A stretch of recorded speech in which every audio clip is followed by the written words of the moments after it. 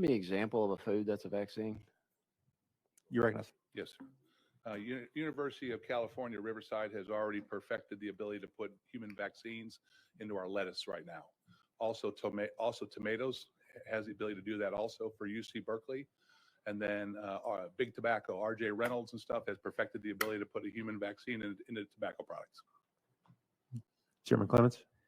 And is that even legal to do in the state of Tennessee, to sell those with a vaccine in them?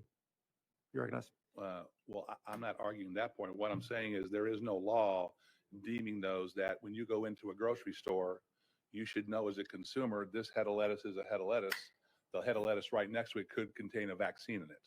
All we're saying is if it does have the vaccine in it, make sure it's listed as a pharmaceutical so people can get the proper dosage.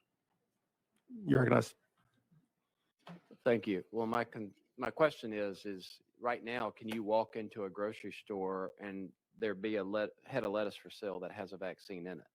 I don't think that's allowed under state law presently. And if it is, and you have to list it as a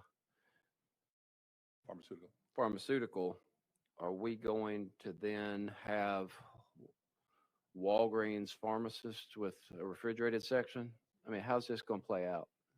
You recognize. Thank you. This is more of a consumer protection bill right here, is to make sure that if you're going in to buy tomatoes and there's a polio vaccine in there, that you are aware of what you're buying has a polio vaccine. The problem you have is if it's not treated as a pharmaceutical, being the size and difference between you and me, how many tomatoes do I have to eat to get the proper dosage versus how many tomatoes that you have to eat?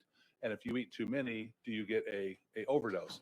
If you eat too less, like we had in the cattle industry with aeromycin, we weren't dosing our cattle properly and the horn flies were developing an immunity to it.